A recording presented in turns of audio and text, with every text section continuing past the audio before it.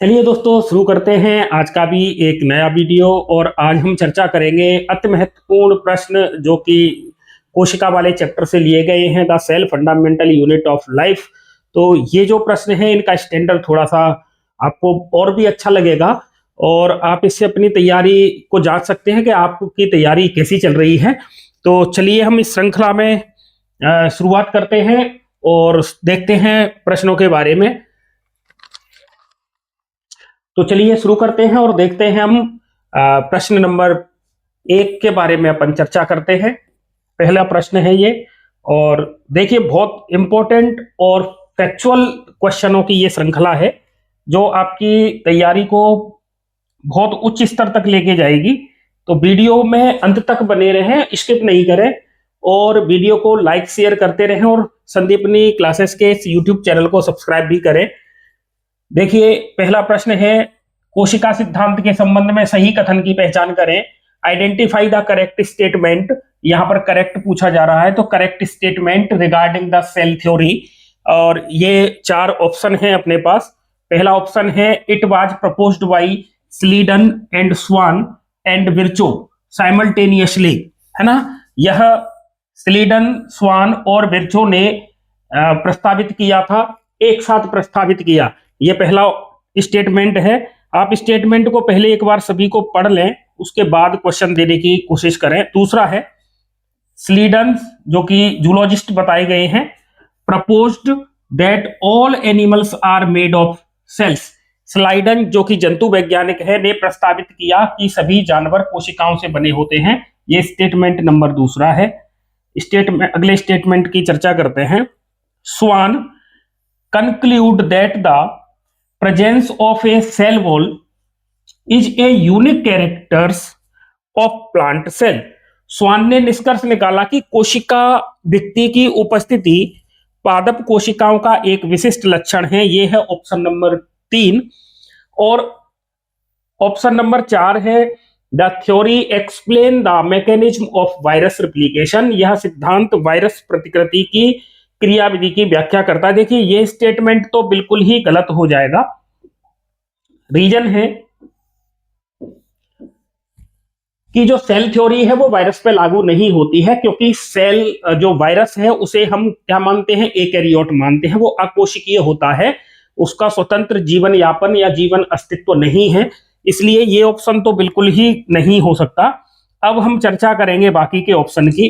देखिए, it proposed by स्लीडन, ये बात सही है, और स्वान, इन दोनों ने प्रकाशित ये किया था, लेकिन विर्चो इनके साथ में नहीं थे।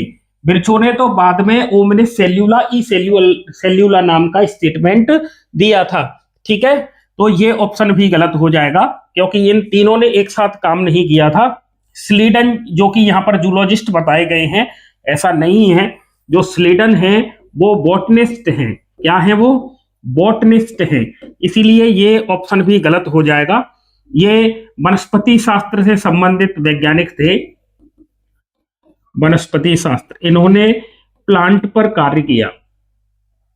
ठीक है, तो ये बॉटनिस्ट है, ये जूलॉजिस्ट नहीं है। एक चीज और याद रखनी है हमें, जो स्लीडन है वो कहाँ के हैं, ये जर्मनी के हैं, और स्वान भी कहाँ के हैं, ये भी जर्मनी के हैं। ठीक है, ये जर्मनी के ही हैं दोनों साइंटिस्ट। तो ऑप्शन नंबर बी गलत है। स्वान concluded that the presence of cell wall is a unique character of plant cell। ये ऑप्शन बिल्कुल सही है ना। तो देखिए हमारा क्या आंसर क्या निकल के आता है। ऑप्शन नंबर ए गलत है, बी गलत है, सी बिल्कुल राइट है। तो इस पहले क्वेश्चन का करेक्ट आंसर होगा ऑप्शन नंबर सी, है ना। तो स्वान ने ये निष्कर्ष निकाला कि कोशिका वित्ति की उपस्थिति पादप कोशिकाओं का एक विशिष्ट लक्षण है। ये बात बिल्कुल सही है। देखिए ये क्वेश्चन ना थोड़े से आपको ऐसा लगेगा, आप भी महसूस करोगे कि ये एक स्टैंडर्ड वाइज क्वेश्चन है। और अगर आपने अपनी तैयारी इस तरीके से की है, आप यहाँ क्वेश्चनों को, वीडियो को पॉज कर लें और वीडियो पॉज करने के बाद एक बार इनको सॉल्व करने की कोशिश करें। अगर आप इनको सॉल्व कर पा रहे हैं तो समझ लीजिए आपकी तैयारी बहुत अच्छी है, आप बहुतों से आगे हो और आपका सिलेक्शन होने की उम्मीद भी है। तो इस तरीके से आप वीडियो के साथ बने रहें, वीडियो को स्किप नहीं करें। देखो तैयारी का कोई शॉर्टकट नहीं होता है, और टाइम देना पड़ता है, क्योंकि सफलता में समय मांगती है।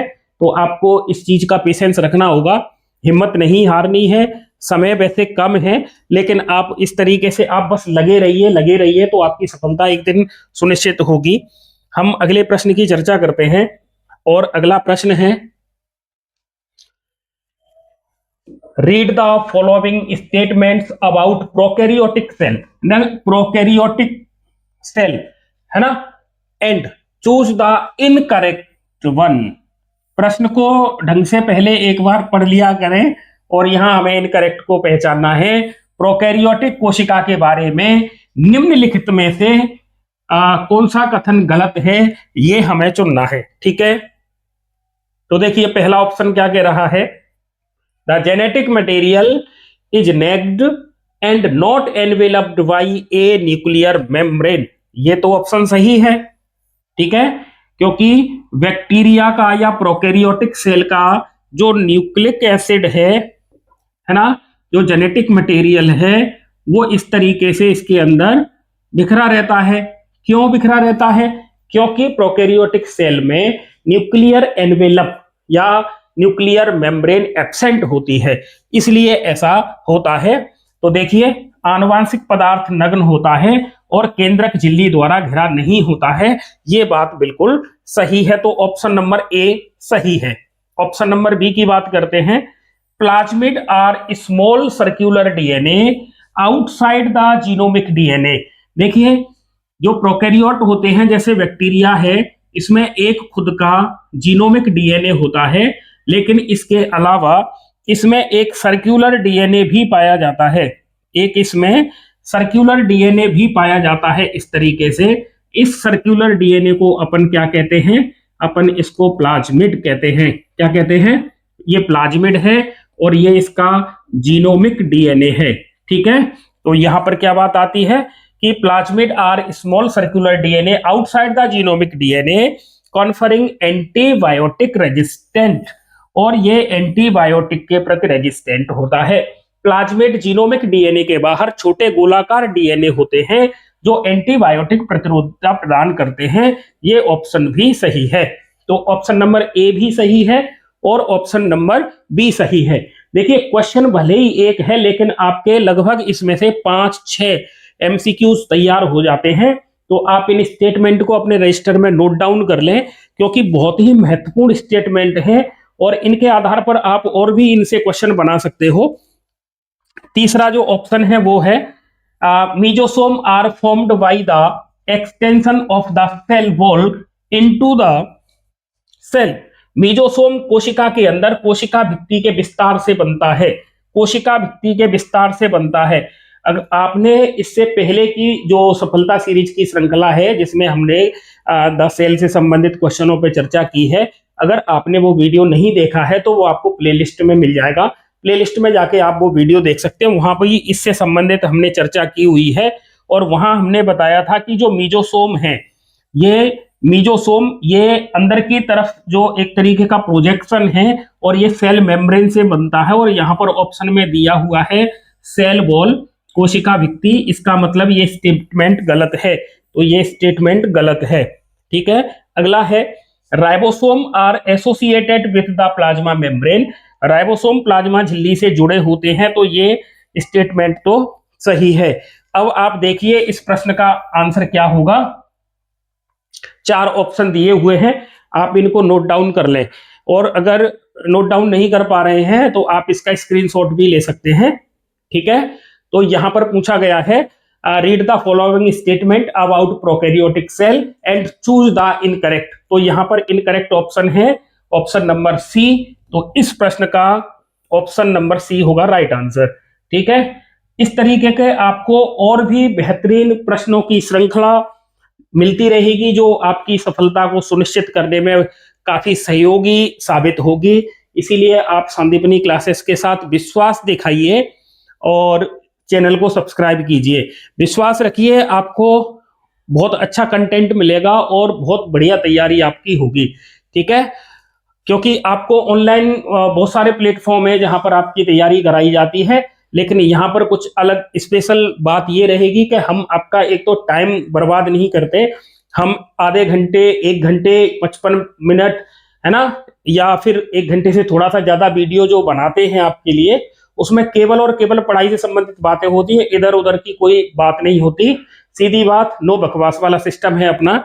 लच्छेदार बातें करना और आपका टाइम पास करना, ये सब कुछ यहाँ नहीं होता है, क्योंकि टाइम पास करने के लिए तो पूरी जिंदगी बची है आपकी, वहां कर लेना। पहले आप अपनी सफलता सुनिश्चित कर लें और अपनी एक सीट को पक्की करें, ठीक है। अगला प्रश्न है, in the fluid mosaic model. तो देखिए, फ्लूइड मोजैक मॉडल है, ये जो मॉडल है वो किसने दिया था? सिंगर और निकोलसन ने दिया था। सिंगर और निकोलसन ने दिया था, ठीक है, निकोलसन, इनके द्वारा ये मॉडल दिया गया था। यहां पर क्वेश्चन में क्या पूछा जा रहा है? In the fluid mosaic model the quasi fluid nature of lipid enables. तरल मोजैक मॉडल में लिपिड की जो अर्ध तरल, है ना, सेमी फ्लूइड कह सकते हैं, प्रकृति किसे सक्षम बनाती है? तो यहां पर देखिए 4 ऑप्शन दिए हुए हैं। पहला ऑप्शन है flip flop movement of protein, protein के मूवमेंट के लिए है क्या ये, ठीक है। दूसरा है lateral movement of proteins within the bilayer, lipid की वाई लेयर के बीच में इसका मूवमेंट होगा। सिंथेसिस ऑफ एटीपी, एटीपी का सिंथेसिस माइटोकॉन्ड्रिया करती है, ऑप्शन सी को हटा देंगे। Rigidity of the cell membrane, ये भी हटेगा क्योंकि नाम क्या है?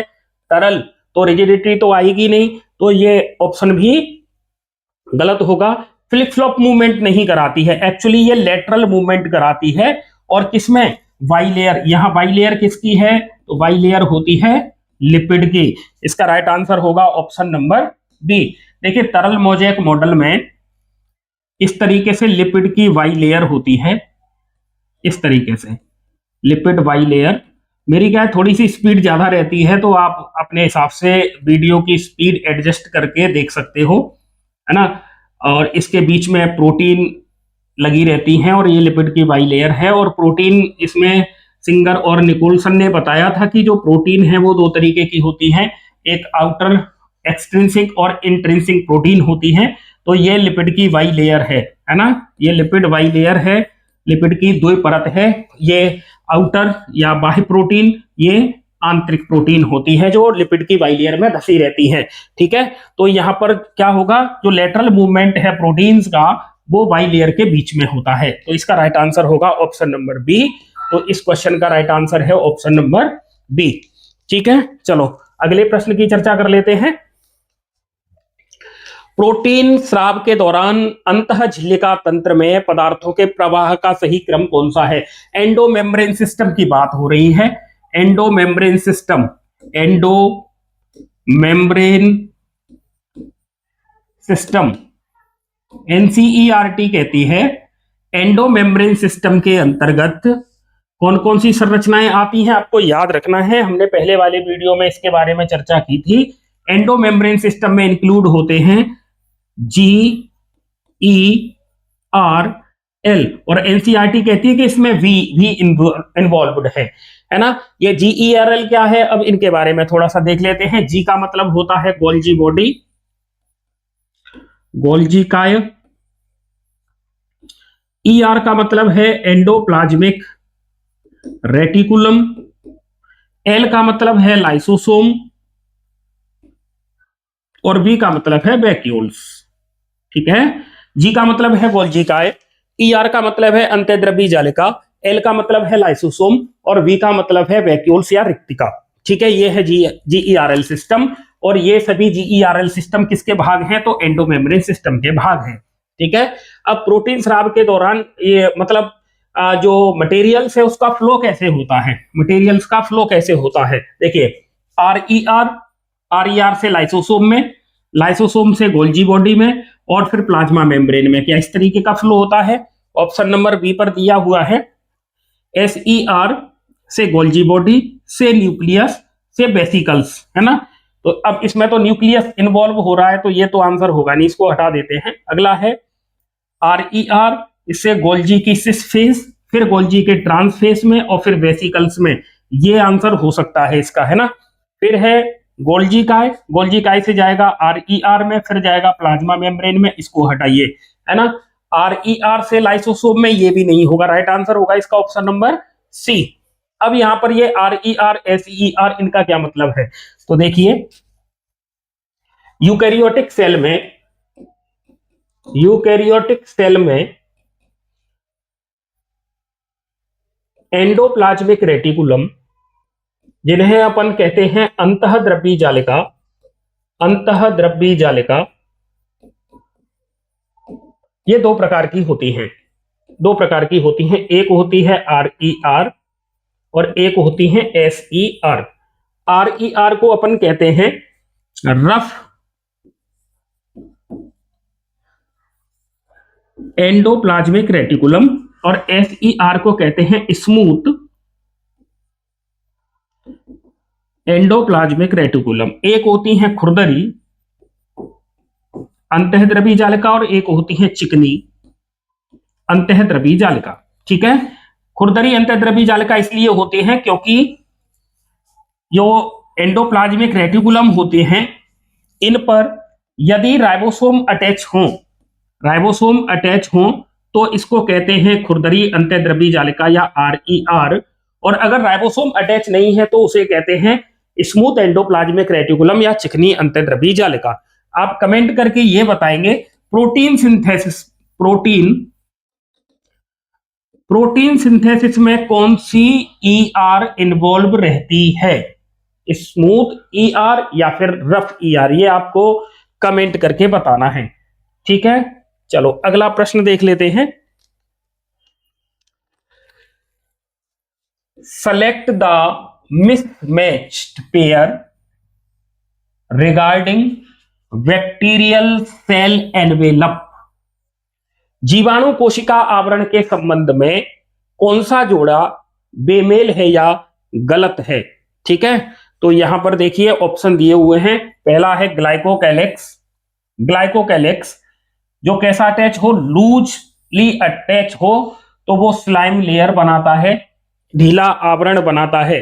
ठीक है, हमें क्या चयन करना है, बेमेल का मतलब हमें गलत ऑप्शन का चयन करना है। ठीक है, अगला है ग्लाइकोकैलेक्स थिक हो और टफ हो तब हम उसे क्या कहते हैं, उसे कैप्सूल कहते हैं, है ना, ये दूसरा ऑप्शन है। तीसरा, प्लाज्मा मेम्ब्रेन सेलेक्टिवली परमिएबल होती है। ठीक है, देखिए ये ऑप्शन भी सही है, ये ऑप्शन भी सही है और ये ऑप्शन भी सही है। अगला, cell wall phospholipid bilayer से बनी होती है, ऐसा नहीं होता है, ये बात बिल्कुल गलत है। ठीक है, कोशिका भित्ति फॉस्फोलिपिड बाई लेयर की बनी होती है, नहीं, फॉस्फोलिपिड बाई लेयर से तो सेल मेम्ब्रेन का फॉर्मेशन होता है, सेल वॉल का फॉर्मेशन नहीं होता है। स्टेटमेंट जो डी है वो गलत है, इसलिए इस प्रश्न का राइट आंसर होगा ऑप्शन नंबर डी। ठीक है, जब ये बात ए, बी और सी पर जो ऑप्शन दिए हैं ये बिल्कुल सही हैं, डी पर जो ऑप्शन दिया है वो बिल्कुल गलत है और हमें बेमेल या गलत को ही छांटना था। ठीक है, सेल के बारे में, बैक्टीरियल सेल के आवरण के बारे में गलत कथन है ऑप्शन नंबर डी। चलिए अगले प्रश्न को देखते हैं। Which of the following statement is true for both mitochondria and chloroplast? Mitochondria और क्लोरोप्लास्ट के बारे में सत्य कथन कौन सा है, तो देखिए पहला है both are part of the endomembrane system. मैंने अभी इससे पहले वाले क्वेश्चन पे हमने चर्चा की थी, एंडोमेम्ब्रेन सिस्टम के अंतर्गत गोल्जी बॉडी, है ना, एंडोप्लाज्मिक रेटिकुलम, लाइसोसोम और वैक्यूल्स आते हैं। तो इसका मतलब ये जो माइटोकॉन्ड्रिया है और क्लोरोप्लास्ट है ये एंडोमेम्ब्रेन सिस्टम का भाग नहीं है, इसलिए ऑप्शन नंबर ए गलत होगा। बोथ पजेस 80S राइबोसोम, क्या इन दोनों में 80S प्रकार का राइबोसोम होता है, तो आंसर आएगा कि बिल्कुल नहीं होता है। माइटोकॉन्ड्रिया और क्लोरोप्लास्ट के अंदर, इन दोनों के अंदर 70S टाइप का राइबोसोम पाया जाता है, तो स्टेटमेंट नंबर बी गलत है। Both are double membrane bound and semi autonomous, chloroplast और माइटोकॉन्ड्रिया डबल मेम्ब्रेनस होते हैं और ये सेमी ऑटोनोमस भी होते हैं, इसलिए इसका राइट आंसर होगा ऑप्शन नंबर सी। अपन ऑप्शन नंबर डी पर भी चर्चा करेंगे, बोथ लेक डीएनए, ये गलत बात है क्योंकि अभी हम यहाँ कह रहे हैं कि दोनों सेमी ऑटोनोमिक हैं, है ना, और ये डबल मेम्ब्रेनस होते हैं और क्लोरोप्लास्ट में और माइटोकॉन्ड्रिया में खुद का डीएनए भी होता है। इसका मतलब इस प्रश्न में देखिए सत्य कथन की बात हो रही है ना, के लिए सत्य है, माइटोकॉन्ड्रिया और हरित लवक दोनों के लिए सत्य है। तो इसका राइट ऑप्शन क्या होगा, ऑप्शन नंबर सी होगा, ठीक है, ऑप्शन नंबर सी होगा। तो इस तरीके से इस प्रश्न का जो उत्तर है वो है ऑप्शन नंबर सी, ठीक है।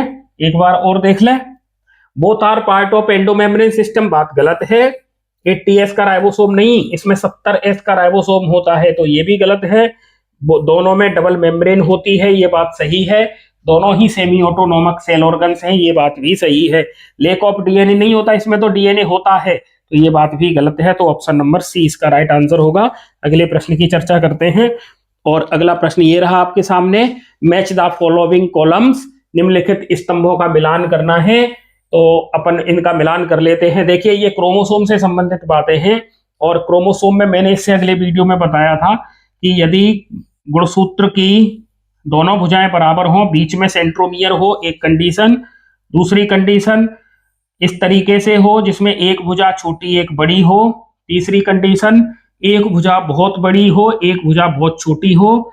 और एक और कंडीशन जिसमें सेंट्रोमियर बिल्कुल किनारे पर हो, एक भुजा बहुत ज्यादा बड़ी हो। तो 4 कंडीशन है ना। अब इनके अलग अलग नाम हैं, जैसे ये मेटासेंट्रिक है पहली वाली, फर्स्ट वाली को मेटासेंट्रिक कहते हैं, सेकंड वाली को सब मेटासेंट्रिक कहते हैं, थर्ड वाली को एक्रोसेंट्रिक कहते हैं और फोर्थ वाले को अपन कह रहे हैं टीलोसेंट्रिक।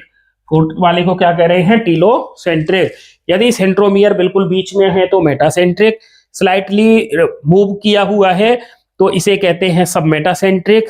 अगर बिल्कुल किनारे पे है लेकिन एक भुजा बहुत छोटी हो गई है तो कहते हैं एक्रोसेंट्रिक। और एक भुजा है ही नहीं, एक भुजा बहुत बड़ी है, मतलब ये बिल्कुल किनारे पर पहुंच गया है, तब हम इसको कह रहे हैं टीलोसेंट्रिक। तो अब अपन ये ऑप्शन मिला लेते हैं। मेटासेंट्रिक का मतलब सेंट्रोमियर कहाँ होगा, मिडिल में होगा, तो सेंट्रोमियर मिडिल में होगा। तो ए का ऑप्शन होगा, ए का 3। तो देखिए ए में 1, ये ऑप्शन नहीं होगा, ये भी ऑप्शन नहीं होगा, ए में 3, ठीक है। सब metacentric centromere slightly away from middle, तो ये ऑप्शन होगा, मतलब बी में फर्स्ट, बी में 4, ये भी नहीं होगा। अब एक ही ऑप्शन बचा ए, ये अपने आंसर में आएगा, है ना। Acrocentric centromere close to end और centromere at the terminal end का मतलब हो गया टीलोसेंट्रिक। तो इस तरीके से इनकी मैचिंग होगी, तो आप इनकी मैचिंग कर लें। साथ में मैंने डायग्राम ड्रॉ कर दिए हैं, तो आप डायग्राम भी ड्रॉ कर लें, ठीक है। और आप इस तरीके से इनके नीचे नाम भी लिख लें कि ये जो फर्स्ट वाला है वो मेटासेंट्रिक है, सेकंड वाला क्या है, सब मेटासेंट्रिक है, फिर एक्रोसेंट्रिक है और फिर टीलोसेंट्रिक है। और इस तरीके का जो अरेंजमेंट है क्रोमोसोम का, वो सेल डिवीजन के कौन सी फेज में मिलता है, सेल डिवीजन के कौन सी फेज में मिलता है, आप कमेंट करके इसका आंसर देंगे, ठीक है। कमेंट आप लोग नहीं करते हैं, कमेंट किया करें प्लीज, जिससे कि हमारा हौसला भी बढ़ता है और आपको अपनी तैयारी का भी तो पता लगता है कि आपकी तैयारी कितनी है। तो आप प्लीज कमेंट किया करें। चलो अगले प्रश्न की चर्चा करेंगे और अगले प्रश्न में देखिए क्या पूछा जा रहा है। अगले प्रश्न में पूछा जा रहा है द 9+2 जो अरेंजमेंट है of microtubules is found in, सूक्ष्म नलिकाओं के 9+2 व्यवस्था किसमें पाई जाती है। 9+2 की व्यवस्था हमने कल वीडियो में चर्चा की थी। 9+2 का मतलब होता है परिधि की तरफ 9 डबलेट हो, परिधि की तरफ 9 डबलेट हो,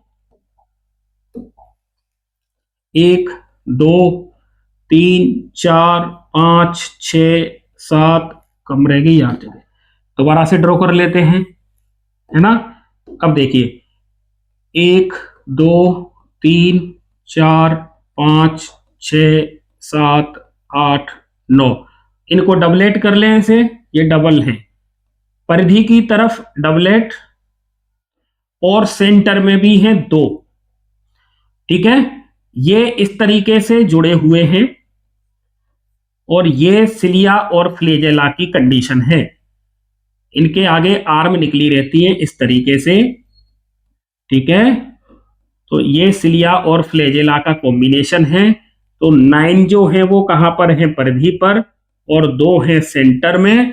तो ये पाए जाते हैं पश्चिमाभ और कशाभिका में, सिलिया एंड फ्लेजेला में। तो ऑप्शन नंबर बी इसका आंसर होगा। ठीक है, तारक काय और बेसल बॉडी ये आंसर नहीं होगा, पश्चिमाभ और तारक केंद्र ये भी ऑप्शन नहीं होगा, केवल तरकु तंतु ये ऑप्शन नहीं होगा, ये ऑप्शन नंबर बी इसका बिल्कुल राइट आंसर है। और ये जो शब्द दिया है ना तारक केंद्र, अगर इसको देखें तो इसमें क्या होगा, इसके परिधि पर भी 9 है,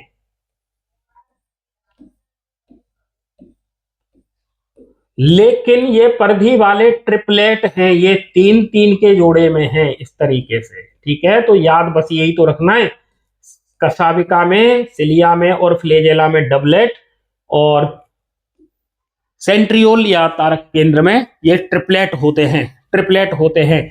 और इसके बीच में सिंगल होता है, देखो इसके बीच में डबल है तो 9+2 है, इसमें सिंगल है, और इससे स्पोक निकलते हैं, इस तरीके से जुड़े रहते हैं। इस तरीके से जो बनने वाली संरचना है वो इस तरीके से रहती है, ऐसा लगता है जैसे कार्ट व्हील मॉडल बना हो, है ना, इस तरीके से। तो कार्ट व्हील मॉडल के जैसी संरचना है, तो वो आती है किसकी, सेंट्रियोल की, है ना। लेकिन हमसे पूछा जा रहा है 9+2 का कॉम्बिनेशन, तो 9+2 का कॉम्बिनेशन पाया जाता है सिलिया एंड फ्लैजेला में, इसलिए राइट ऑप्शन होगा ऑप्शन नंबर बी। अगला प्रश्न है असर्शन और रीजन से संबंधित है। पहले पूछा जा रहा है the inner membrane of mitochondria is deeply folded into cristae. ठीक है, इस तरीके से मैं बना देता हूं एक डायग्राम। ये आउटर लेयर है माइटोकॉन्ड्रिया की, और ये माइटोकॉन्ड्रिया की इनर लेयर है जो डीपली फोल्डेड है इस तरीके से। और ये जो डीपली फोल्डेड होकर क्या बनाती है, तो ये क्रिस्टी बनाती है। क्या बनाती है ये क्रिस्टी बनाती है। ठीक है, क्रिस्टी बनाती है, ये पहला reasons. Cristae increase the surface area for enzymatic activity.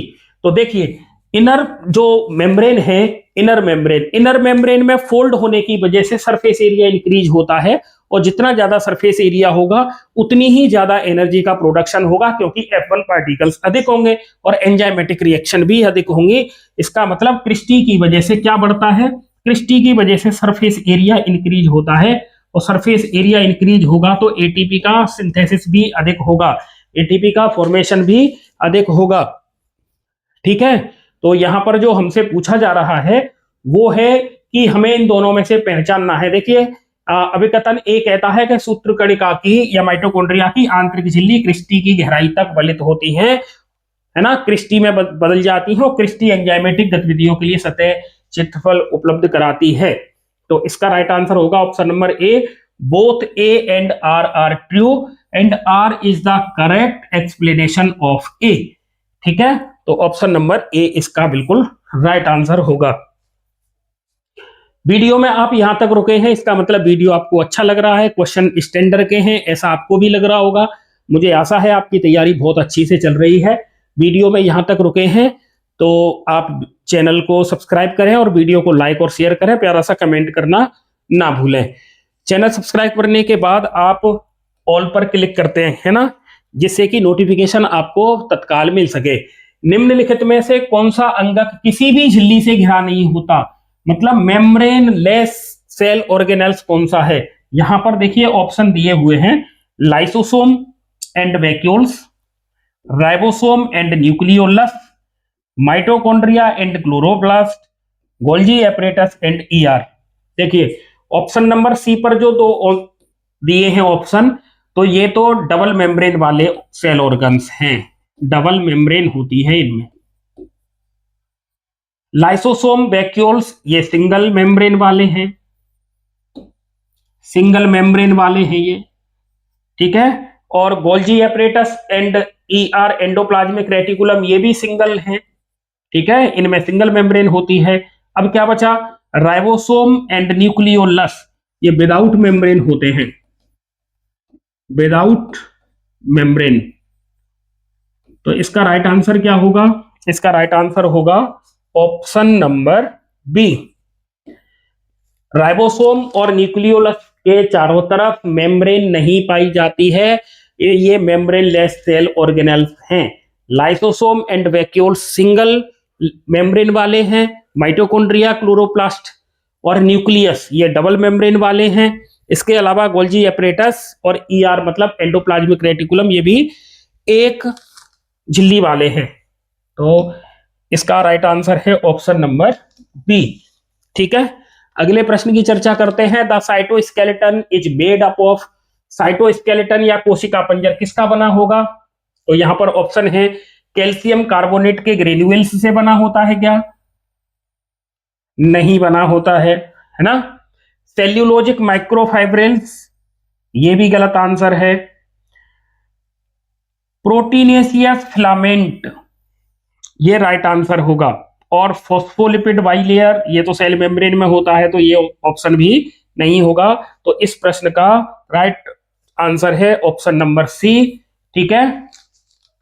अगले प्रश्न की चर्चा करें। अगला प्रश्न है what is the specific function of the nucleolus. Nucleolus की बात हो रही है, न्यूक्लियोलस का काम क्या है, देखिए इधर केंद्रक जो कि डबल मेम्ब्रेन सेल ऑर्गेनेल्स है, और ये सेल का ब्रेन भी कहलाता है, ये कमांड सेंटर है सेल का, ये सेल पर कमांड करता है ना। और इसके अंदर एक संरचना पाई जाती है जिसको हम न्यूक्लियोलस कहते हैं, क्या कहते हैं, न्यूक्लियोलस कहते हैं। हिंदी में इसे केंद्रिका कहते हैं। केंद्रक के अंदर एक संरचना पाई जाती है जिसे केंद्रिका कहते हैं। इसके अलावा केंद्रक में क्या पाया जाता है, इस तरीके से क्रोमेटिन पाया जाता है। क्या पाया जाता है, क्रोमेटिन पाया जाता है। ये क्रोमेटिन कहीं कहीं पर गहरा अविरंजित हो जाता है, कहीं कहीं पर लाइट अविरंजित होता है। जहां गहरा अविरंजित होता है उसे हेट्रोक्रोमेटिन कहते हैं, और जो लाइट अविरंजित होता है उसे यूक्रोमेटिन कहते हैं।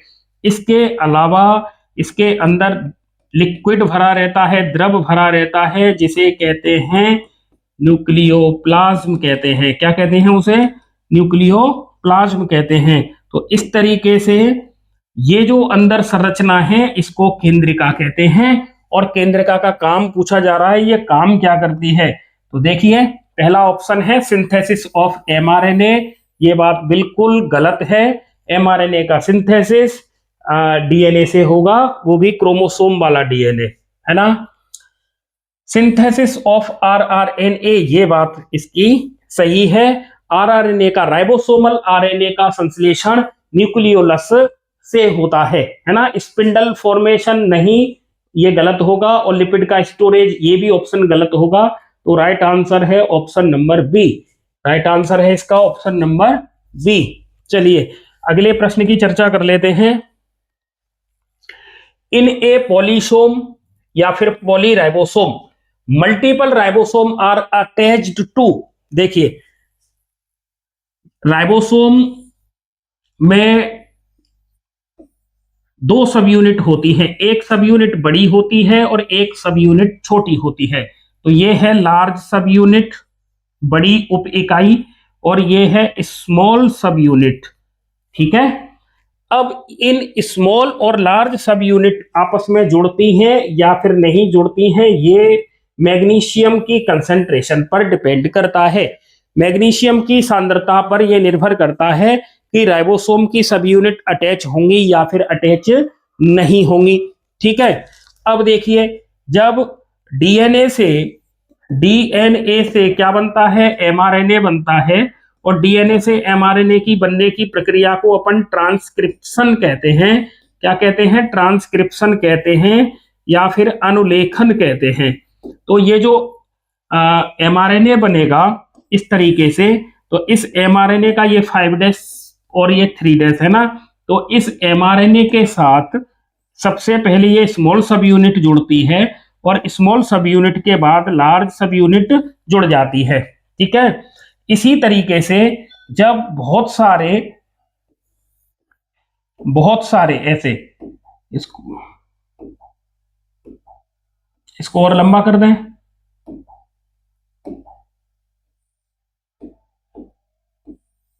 इस तरीके से क्या जुड़ जाएं, राइबोसोम जुड़ जाएं, तो इसे कहते हैं पॉलीराइबोसोम। तो ये राइबोसोम किससे जुड़ रहे हैं, देखो ये किससे जुड़ रहे हैं, एमआरएनए के साथ जुड़ रहे हैं। तो इसका देखिए ऑप्शन देख लीजिए, a single rRNA strand, a single mRNA strand, a single DNA strand, each other directly. RRNA से भी नहीं जुड़ते क्योंकि आरआरएनए तो खुद राइबोसोम के अंदर ही है। तो इसका राइट आंसर होगा ऑप्शन नंबर बी।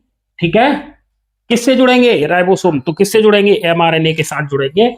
इसीलिए जो बनने वाली संरचना है उसे अपन क्या कहते हैं, उसे कहते हैं पॉलीराइबोसोम।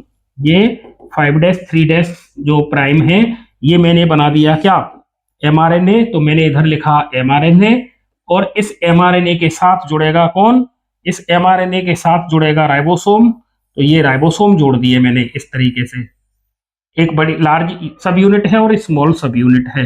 तो इस तरीके से जो बनने वाली स्ट्रक्चर है इसे पॉलीराइबोसोम कहते हैं। क्या कहते हैं, पॉलीराइबोसोम कहते हैं। ठीक है, तो इस प्रश्न का राइट आंसर है ऑप्शन नंबर बी, ये सिंगल एमआरएनए से ये जुड़ते हैं। अगला प्रश्न है, which statement about the Golgi apparatus is correct concerning it's polarity. Correct पूछा जा रहा है ना, किसके बारे में, गोल्जी एपरेटस का करेक्ट। गोल्जी उपकरण की ध्रुवता या पोलैरिटी के संबंध में कौन सा कथन सही है। The cis face is concave, है ना, एंड मैच्योरिंग। सिस सतह अवतल और परिपक्व होती है। सिस सतह कैसी है, कॉनकेव है और परिपक्व होती है सिस। तो ये तो ऑप्शन गलत होना चाहिए। क्यों, मैंने आपको इससे पहले वीडियो में बताया था कि FCMT ये ट्रिक बताई थी गोल्जी बॉडी के लिए। फॉर्मिंग फेज सिस होती है, मैच्योरिंग फेज ट्रांस होती है। तो अब यहां देखो, सिस फेज मैच्योरिंग नहीं, ये गलत है। यहां पर मैच्योरिंग की जगह पर क्या आना चाहिए था, फॉर्मिंग फेज आना चाहिए था, फॉर्मिंग आना चाहिए, सिस फेज, है ना। तो ये ऑप्शन तो गलत है, इसे हटाओ, ये गलत है, ये पूरी तरह गलत है। कॉन्वेक्स आता है इधर, उत्तल सतह होती है सिस फेज। अगला है, the trans phase is convex. अब trans phase convex and forming, ये भी गलत है क्योंकि ट्रिक के हिसाब से देखिए, ट्रांस मैच्योर फेज होती है, फॉर्मिंग नहीं होती है, तो गलत हो गया ये, है ना। अगला देखिए, the cis face is convex, cis face is convex यानी कि फॉर्मिंग फेज है, तो ये सही है। एंड ट्रांस फेज कॉनकेव होती है, ये बात बिल्कुल सही है, ऑप्शन नंबर सी इसका सही है। The cis and trans faces are identical नहीं होती है, ऑप्शन बी गलत है। तो इसका राइट आंसर होगा option number C. Right answer क्या है इसका, ऑप्शन नंबर सी सही है। देखिए मैं ऐसे गोल्जी बॉडी बनाऊं इधर, तो यहां जगह कम है। देखिए गोल्जी बॉडी बनाते हैं तो इस तरीके से इसमें सिस्टर्नी लगी रहती है ना, इस तरीके से ये सिस्टर्नी लगी हैं। तो ये वाली जो फेस है ना, ये सिस है, इसी को हम फॉर्मिंग कहते हैं, फॉर्मिंग फेस कहते हैं। अब इसको देखिए आप, ये किस तरीके का, ये इस तरीके की है, तो ये कौन सा है, उत्तल लेंस जैसा होता है ना, ऐसी है, ये उत्तल लेंस की जैसी है ना। और ये जो अंदर की तरफ गड्ढे जैसी संरचना है, ये अवतल सतह है, अवतल के जैसी है, अवतल कॉनकेव, ये है कॉन्वेक्स। तो ये है मैच्योरेशन फेज और इसको कहते हैं ट्रांस। तो MT इसके लिए आता है और CF इसके लिए आता है। ठीक है, तो इस तरीके से इसका राइट आंसर क्या होगा, ऑप्शन नंबर सी होगा। ठीक है, चलिए अगले प्रश्न की चर्चा करें। एक पश्चमाभ या कशाविका का कोर जो सूक्ष्म नलिकाओं से बना होता है, the core of A psyllium और फ्लैजेलम कंपोज्ड ऑफ माइक्रोट्यूब्यूल्स। तो हम इसको क्या कहते हैं, हम इसको एक्सोनिमा या अक्षसूत्र कहते हैं। काइनेटोकोर नहीं कहेंगे, क्योंकि काइनेटोकोर तो जैसे ये क्रोमोसोम है, तो क्रोमोसोम में ये जो पाया जाता है सेंट्रोमियर, तो सेंट्रोमियर में डिस्क लाइक जो स्ट्रक्चर होती है इनको काइनेटोकोर कहते हैं। तो ये दोनों काइनेटोकोर है, ठीक है। सेंट्रोसोम तारक का ये भी नहीं होगा इसका ऑप्शन, और माइक्रोबॉडी, चलो हटाओ इनको, इसका राइट आंसर होगा एक्सोनिम, अच्छ सूत्र, ठीक है। अगला प्रश्न, chromatin contains which of the following, chromatin में निम्नलिखित में से क्या होता है। बहुत ही मोस्ट क्वेश्चन है और एग्जाम में आने की संभावना खूब सारी रहती है। क्या क्रोमैटिन में केवल डीएनए होता है? यह बात गलत है, क्रोमैटिन में केवल डीएनए नहीं होता। देखिए, डीएनए की जब पैकेजिंग हम पढ़ते हैं, डीएनए की पैकेजिंग, तो डीएनए की पैकेजिंग का जो मॉडल है वो समझाया गया था न्यूक्लियोसोम मॉडल के द्वारा, न्यूक्लियोसोम मॉडल, इसके द्वारा, ठीक है।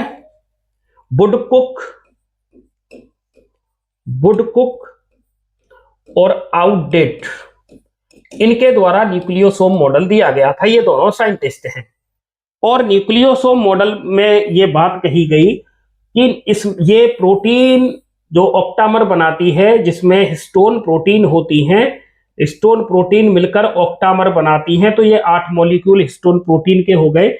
मैं दोबारा से इसे थोड़ा सा अच्छा सा बना दूं।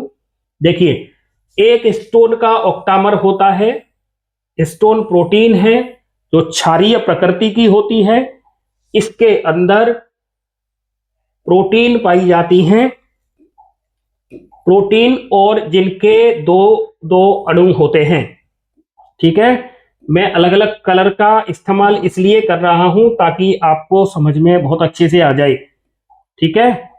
तो मैंने यहां पर ये बनाए हैं, ये कलर शायद आपको नहीं कम दिख रहा होगा, तो मैं इनको नाम देता हूं। जो रेड कलर की जो प्रोटीन है ना, रेड कलर वाली, इसको मैंने मान लिया है H2A, पीले कलर वाली को माना मैंने H2B, ठीक है, इसको मान लिया मैंने H3, और इसको मान लिया मैंने H4। ये हिस्टोन प्रोटीन है। देखिए, H2A के 2 मॉलिक्यूल हैं, H2B के 2 मॉलिक्यूल हैं, H3 के 2 मॉलिक्यूल हैं, H4 के 2 मॉलिक्यूल हैं। टोटल नंबर ऑफ मॉलिक्यूल्स होंगे यहां पर 8, इसीलिए हम इसको ऑक्टामर कहते हैं। और ये जो प्रोटीन होती है ये कैसे चार्ज की होगी? पॉजिटिव चार्ज की होती है अमीनो एसिड के कारण। इसके चारों तरफ अंटे लगाता है इस तरीके से डीएनए पर चार्ज होता है नेगेटिव, तो इसलिए ये दोनों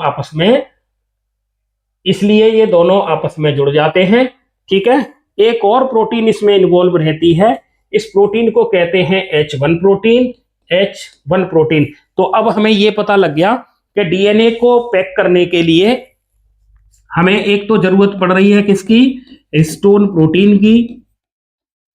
इसकी जरूरत पड़ रही है हिस्टोन प्रोटीन, प्लस इसमें कौन अटैच हुआ? डीएनए, प्लस उच्च हाई लेवल पर डीएनए की पैकेजिंग करने के लिए एक और प्रोटीन की जरूरत पड़ती है, इसे नॉन हिस्टोन प्रोटीन कहते हैं। क्या कहते हैं? नॉन हिस्टोन प्रोटीन कहते हैं। अब हमारे पास 2 ऑप्शन तो निकल के आ ही गए कि जो और क्योंकि यही आगे चल के क्रोमैटिन बनाएगा, तो क्रोमैटिन में प्रोटीन और डीएनए 2 बातें तो आती हैं, और यहां पर ऑप्शन दिया गया था डीएनए ओनली, तो ये तो ऑप्शन गलत हो जाएगा, है ना। फिर आगे क्या कह रही है? डीएनए एंड हिस्टोन ओनली, तो ये ऑप्शन भी तो गलत है। डीएनए और हिस्टोन ओनली, तो ये ऑप्शन भी गलत है, क्योंकि हम क्या कह रहे हैं कि हाई लेवल पर जब पैकेजिंग कराते हैं तो नॉन हिस्टोन की भी जरूरत पड़ती है। इसमें क्या है? डीएनए एंड आरएनए ओनली, तो ये भी गलत होगा। अब राइट आंसर क्या है इसका? डीएनए होगा, हिस्टोन प्रोटीन होगी, नॉन हिस्टोन प्रोटीन्स होंगी, और आरएनए होगा। ये क्रोमैटिन में पाया जाता है। और वो आपसे प्रश्न को घुमा दे, क्रोमैटिन की जगह पर क्रोमोसोम शब्द दे दे, क्रोमोसोम शब्द दे दे, तब भी आंसर यही होगा, क्योंकि इंटरफेज में हम इसको क्रोमैटिन के नाम से जानते हैं, मेटाफेज में यही क्रोमोसोम में कंडेंस्ड हो जाता है और क्रोमोसोम बनाता है। इसीलिए दोनों के राइट आंसर क्या होंगे?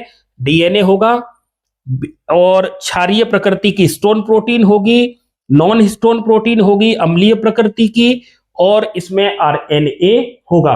क्षारीय प्रोटीन में कौन कौन से अमीनो एसिड पाए जाते हैं? तो आपका आंसर आएगा आर्जिनिन, आर्जिनिन और लाइसिन। लाइसिन और आर्जिनिन अमीनो एसिड पाए जाते हैं हिस्टोन प्रोटीन में। ठीक है, तो आप डायग्राम को ड्रॉ कर लें। न्यूक्लियोसोम मॉडल, न्यूक्लियोसोम मॉडल किसको समझाता है? न्यूक्लियोसोम मॉडल डीएनए की पैकेजिंग को समझाता है, क्योंकि कोशिका के अंदर डीएनए की लेंथ 2.2 मीटर होती है, और इतना लंबा डीएनए एक छोटी सी कोशिका के केंद्रक के अंदर किस तरीके से व्यवस्थित होता है, तो इसे समझाने के लिए वुडकुक और आउटडेट ने न्यूक्लियोसोम मॉडल प्रपोज्ड किया था।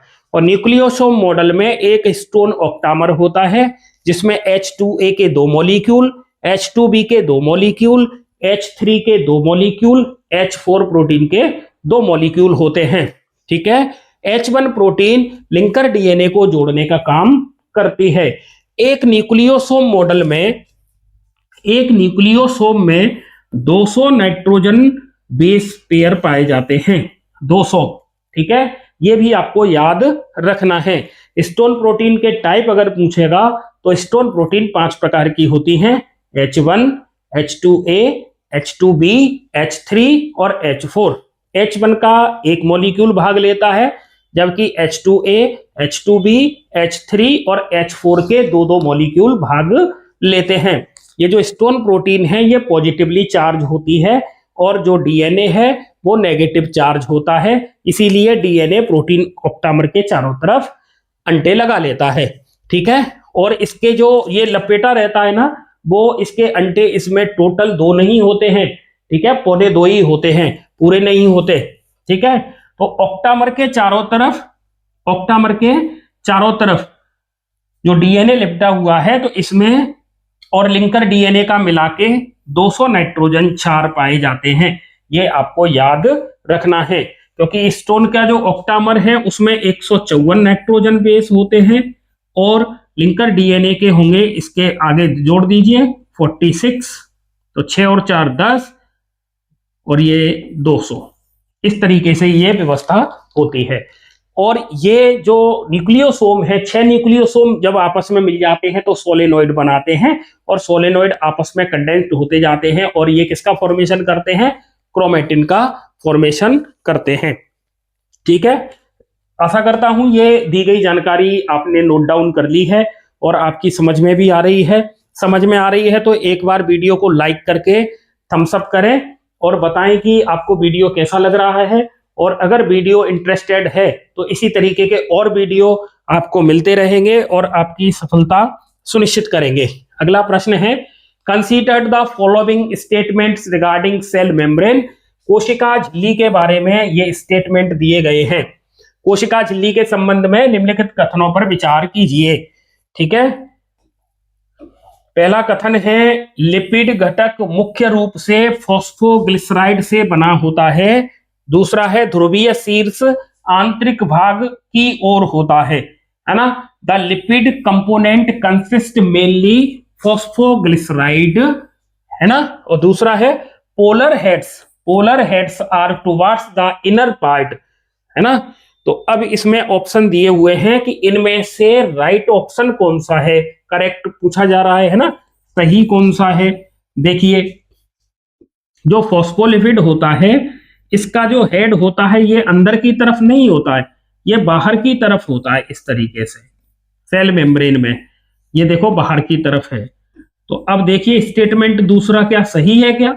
ये बाहर की तरफ है, ये हेड है, ये शीर्ष वाला भाग है, ये बाहर की तरफ है। और स्टेटमेंट दूसरा ये कहता है कि ध्रुवीय शीर्ष आंतरिक भाग की ओर होता है। मतलब ये तो बात बिल्कुल गलत है और ये बात सही है। तो इसका राइट आंसर होगा ऑप्शन नंबर ए।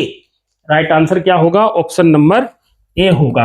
ठीक है, अगले प्रश्न की बात करें, द कॉन्सेप्ट ऑफ ओमनिस सेल्यूला ई सेल्यूला, ये कॉन्सेप्ट किसके द्वारा दिया गया था? तो रॉबर्ट ब्राउन के द्वारा दिया गया था। तो रॉबर्ट ब्राउन ने तो किसकी खोज की है? केंद्रक की खोज की है। तो ये ऑप्शन तो गलत हो जाएगा। ठीक है। दूसरा, स्लीडन एंड स्वान, नहीं, स्लीडन और स्वान ने ये बात नहीं कही थी, स्लीडन और स्वान ने ये बात नहीं की। एंटोनी वॉन ल्यूवेनहॉक, इसने लिविंग सेल की खोज की थी, ये भी गलत है। सिंगर एंड निकोलसन, सिंगर और निकोलसन, ये बात भी गलत है। तो यहां ओम ने सेल्यूलाई सेल्यूला की अवधारणा ने किसकी परिकल्पना को संशोधित किया? देखो क्वेश्चन पढ़ने में मिस्टेक हुई तो गड़बड़ हो गया कि नहीं। ओम ने सेल्यूला ई सेल्यूला का जो स्टेटमेंट है ये दिया था रूडोल्फ विर्चोव ने, रूडोल्फ विर्चोव इसने दिया था। और इन्होंने किसके लिए बात कही थी, है ना? तो स्लीडन और स्वान के द्वारा जो सेल थ्योरी दी गई थी, जो कोशिका सिद्धांत दिया गया था, उसको ही तो मॉडिफाइड किया इसने, कोशिका सिद्धांत दिया। ठीक है, प्रश्न को थोड़ा सा पढ़ना है तरीके से, फिर आंसर देना है। The concept of omnis cellula e cellula modified the hypothesis of Schleiden and Schwann, इनकी अवधारणा को इसने बदला था। ठीक है, तो ओमने सेल्यूला ई सेल्यूला की अवधारणा ने किसकी परिकल्पना को संशोधित किया है? तब हमारा राइट आंसर आएगा option number B, Schleiden and Schwann. इसका राइट आंसर होगा ऑप्शन नंबर बी। और अगर ये पूछ ले कि ओमने सेल्यूला ई सेल्यूला स्टेटमेंट किसके द्वारा दिया गया, तब हमारा आंसर आएगा रूडोल्फ विर्चोव के द्वारा दिया गया था, रूडोल्फ विर्चोव के द्वारा दिया गया था। ठीक है, चलिए अगले प्रश्न को देख लेते हैं। और अगला प्रश्न है, gram negative bacteria differ from gram positive bacteria mostly in the structure of their. Gram negative जीवाणु ग्राम पॉजिटिव जीवाणु से मुख्य रूप से किसकी संरचना में भिन्न होते हैं? तो यहां पर चार ऑप्शन दिए हुए हैं, cytoplasm, cell envelope, ribosome, mesosome. तो ये तो कॉमन बात है ना, सेल एनवेलप में डिफरेंस होता है। इसका राइट आंसर होगा ऑप्शन नंबर बी। ठीक है, इस क्वेश्चन का राइट आंसर है ऑप्शन नंबर बी। अगले प्रश्न की चर्चा करेंगे। और अगला प्रश्न है, why are lysosome capable of digesting carbohydrates, proteins, lipid and nucleic acid. Lysosome carbohydrate, protein, lipid और न्यूक्लिक एसिड को पचाने में सक्षम क्यों होते हैं? ठीक है, क्यों होते हैं? तो यहां पर ऑप्शन दिए हुए हैं, they contain oxidative enzymes active at basic pH, इनमें क्षारीय पीएच पर सक्रिय ऑक्सीडेटिव एंजाइम होते हैं। दूसरा है, they contains hydrolytic enzyme optimally active at acidic pH, इनमें अम्लीय पीएच पर इष्टतम रूप से सक्रिय हाइड्रोलाइटिक एंजाइम होते हैं। अगला ऑप्शन है, they contains isomers active at natural pH. और अगला है, दे कंटेन सिंथेटिक एंजाइम। देखिए ये ऑप्शन नहीं होगा, ये ऑप्शन नहीं होगा, ये ऑप्शन इसका सही है, they contain hydrolytic enzyme optimally active at acidic pH. मतलब लाइसोसोम के अंदर जो एंजाइम होते हैं वो हाइड्रोलिटिक जल अपघटनीय एंजाइम हैं जो अम्लीय माध्यम में सक्रिय होते हैं। ऑप्शन नंबर बी इसका राइट आंसर होगा। ठीक है, अगले प्रश्न की चर्चा करते हैं। और अगला प्रश्न ये रहा, सेलेक्ट द करेक्ट स्टेटमेंट, हमें करेक्ट स्टेटमेंट पहचानना है regarding inclusion bodies. Inclusion bodies के लिए हमें सत्य कथन पहचानना है। प्रोकैरियोट्स में अंतर्विष्टकाय इंक्लूजन बॉडी के संबंध में सही कथन चुनिए। पहला है option, they are bound by a double membrane system. क्या ये डबल मेम्ब्रेन सिस्टम से बाउंड होते हैं? नहीं होते हैं। They are involved in the ingestion of food particles, नहीं होते हैं। They lie free in the cytoplasm and store reserve material, जैसे कि फॉस्फेट ग्रेन्यूल्स। वे कोशिका द्रव्य में मुक्त रहते हैं और आरक्षित सामग्री जैसे फॉस्फेट कणिकाओं को संग्रहित करते हैं। ये ऑप्शन सही है। और अगला ऑप्शन है, they contains the genetic material, हटाओ इसे, जेनेटिक मटेरियल कंटेन्स नहीं होता इसमें। ठीक है, तो ऑप्शन नंबर सी इसका सही है। ये आपका 11th क्लास की एनसीईआरटी में ये ऑप्शन दिए हुए हैं, ये प्रश्न मैंने वहीं से लिया है, एनसीईआरटी बेस्ड, क्योंकि ये श्रृंखला है अपनी। और आप किसी भी एग्जाम जो जिसमें बायोलॉजी से संबंधित क्वेश्चन आते हैं, चाहे वो स्टेट किसी भी स्टेट का टीचर एग्जाम हो, स्पेशली जैसे वर्ग 1 है, आरपीएससी द्वारा होने वाली भर्ती परीक्षाएं हैं, और या फिर अदर स्टेट की हैं जैसे यूपी की टीजीटी पीजीटी हैं, उसमें इन सभी के लिए ये समान रूप से उपयोगी एक श्रृंखला है। सफलता सीरीज हम इसीलिए लेके आए हैं कि ये आपको सफलता दिला सके। एमपी सेट की भी जो परीक्षा होने वाली है, आप यकीन मानिए आपको इस टाइप के क्वेश्चन या इससे रिलेटेड क्वेश्चन वहां मिलेंगे। तो आप विश्वास के साथ वीडियो को देखते रहें और अपनी सफलता सुनिश्चित करें। अगले प्रश्न की चर्चा करते हैं।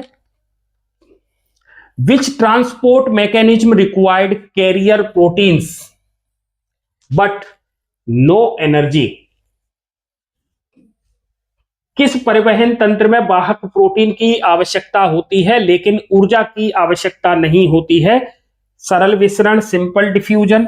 देखिए सिंपल डिफ्यूजन में तो प्रोटीन की भी रिक्वायरमेंट नहीं होती है, तो ये तो ऑप्शन नहीं होगा।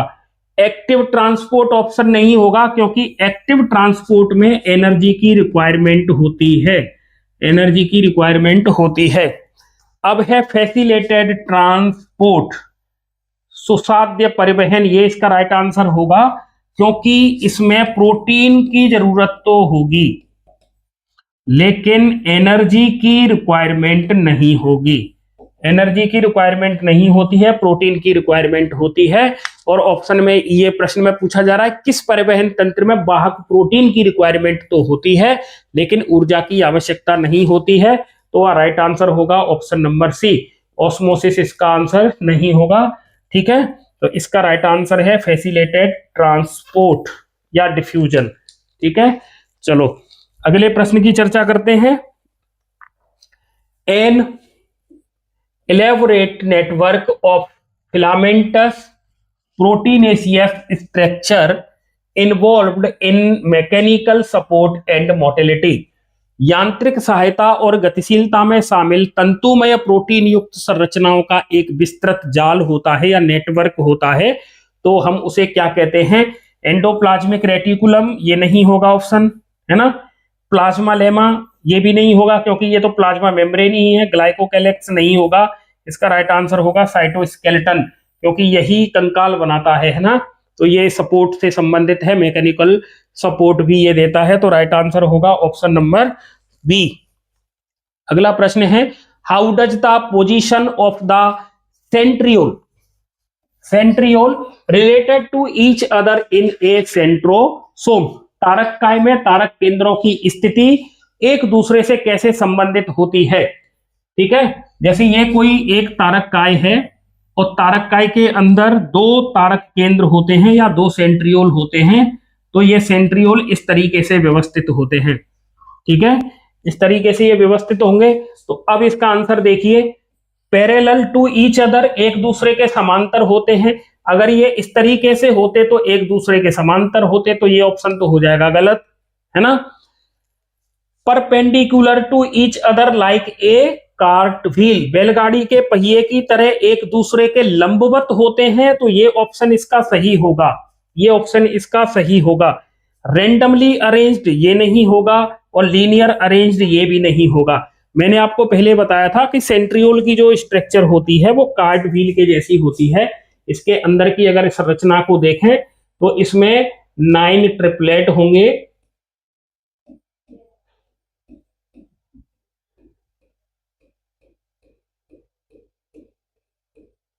इस तरीके से 9 ट्रिपलेट होते हैं और ये सब आपस में ऐसे जुड़े रहते हैं, तो कार्ट व्हील के जैसी स्ट्रक्चर बनती है। तो इसका राइट आंसर होगा ऑप्शन नंबर बी, इसका राइट आंसर है। ठीक है, तो देखिए प्रश्न में स्टैंडर्ड आपको नजर आ रहा होगा कि हाँ कुछ स्टैंडर्ड वाले प्रश्न तो हैं। Which of the following is not a functional of the mesosome? Mesosome का कार्य नहीं है इनमें से। देखिए डीएनए रिप्लिकेशन करना ये मीजोसोम का कार्य है, इससे पहले वाले वीडियो में अपन ने चर्चा की थी। रेस्पायरेशन इसका काम है, प्रोटीन पैकेजिंग और cell wall formation, cell wall formation इसका काम है। ठीक है, ऑप्शन नंबर सी ये मीजोसोम का फंक्शन नहीं है। मीजोसोम किस में पाया जाता है? मीजोसोम कौन सी सेल में पाया जाता है? यूकैरियोटिक सेल में पाया जाता है या प्रोकैरियोटिक सेल में पाया जाता है? प्लीज कमेंट करें। मीजोसोम किस में पाया जाता है? यूकैरियोटिक सेल में या प्रोकैरियोटिक सेल में? ठीक है। और मीजोसोम के कार्य क्या हैं तो यहां लिखे हुए हैं, ये सिक्रेशन से भी संबंधित होता है, तो आप याद कर लें। ठीक है। अगला प्रश्न है, identify X and Y in the ribosome subunit. Identify X and Y in the ribosome subunit. Ribosome की सब यूनिट आपको पता है, राइबोसोम में दो सब यूनिट होती हैं, एक होती है लार्ज सब यूनिट और एक होती है स्मॉल सब यूनिट। ठीक है, दो सब यूनिट होती हैं इसमें। अब यहां पर ऑप्शन दिए हुए हैं, राइबोसोम उप इकाइयों में एक्स और वाई की पहचान करें। प्रोकैरियोट में 50s प्लस 30x बराबर जो x बनेगा वो कितना होगा, और यूकैरियोट में 60s और 40s से जो y बनेगा वो कितना होगा। तो मैंने आपको ये पहले वाली वीडियो में भी हमने चर्चा की, आप पढ़ के भी आए हुए हैं कि प्रोकैरियोट में जो राइबोसोम होता है वो 70s प्रकार का होता है और यूकैरियोट में 80s प्रकार का होता है। ठीक है, तो आप अब यहां से आंसर निकाल पाओगे, आंसर निकाल पाओगे। एक्स पर क्या आएगा? एक्स पर आएगा 70s और वाई पर आएगा 80s। तो इसका राइट आंसर होगा ऑप्शन नंबर बी। ठीक है, इस तरीके से भी क्वेश्चन पूछा जा सकता है। ठीक है, तो आप इनको सभी तरीके से और क्वेश्चन को कितना घुमा सकते हैं उस आधार पर ये क्वेश्चन तैयार किए गए हैं। तो आप देख सकते हैं, स्टैंडर्ड के हिसाब से आप अपनी तैयारी भी सुनिश्चित करें। क्वेश्चन का पैटर्न कैसा भी हो सकता है परीक्षा में, क्योंकि आजकल जो परीक्षा का दौर है वो बदल चुका है, पुराना पैटर्न अब बदल चुका है, नए तरीके से परीक्षाएं होती हैं। उस नए पैटर्न के आधार पर ही हमने इन वीडियो को सेलेक्ट किया है, ये सॉरी क्वेश्चनों को सेलेक्ट किया है। अगला प्रश्न है, satellite chromosome are defined by the presence of. Satellite गुणसूत्र को किसकी उपस्थिति से परिभाषित किया गया है? प्राइमरी कॉन्स्ट्रिक्शन या प्राथमिक संकीर्णन, ये तो हर किसी क्रोमोसोम में होता है, तो ये ऑप्शन तो नहीं होगा। Secondary constriction at a constant location, एक स्थिर स्थान पर द्वितीयक संकीर्णन, तो ये इसका राइट आंसर है ना। काइनेटोकोर, ये तो प्राइमरी में भी होते हैं तो ये नहीं होगा। टीलोमियर्स, ये भी नहीं होगा। ठीक है, देखिए गुणसूत्र की एक भुजा, ये गुणसूत्र की दूसरी भुजा और ये एक और अतिरिक्त भुजा जिसे सैटेलाइट के रूप में अपन दर्शाते हैं, और ये इसका हो गया प्राइमरी कॉन्स्ट्रिक्शन या संकीर्णन और ये हो गया सेकेंडरी। ठीक है, तो इसमें दो संकीर्णन होते हैं, दो जगह पर संकीर्णन होते हैं, इसे कहते हैं सैटेलाइट क्रोमोसोम। और SAT सैटेलाइट क्रोमोसोम में सेट का मतलब क्या है, मैंने पहले वीडियो में इसकी फुल फॉर्म बताई थी, तो आप कमेंट करके बताएंगे सेट की फुल फॉर्म क्या है। ठीक है, कमेंट करें please. Which of the following pair is incorrectly matched. निम्नलिखित में से कौन सा युग्म गलत सुमेलित है?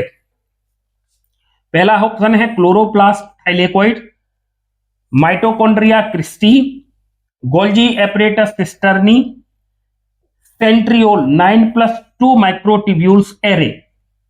हरित लवक में थाइलेकोइड पाए जाते हैं, सूत्रकणिका में क्रिस्टी होती हैं, गोल्जी उपकरण में सिस्टर्नी होती हैं, या तारक केंद्र में 9+2 सूक्ष्म नलिकाओं का अरेंजमेंट होता है।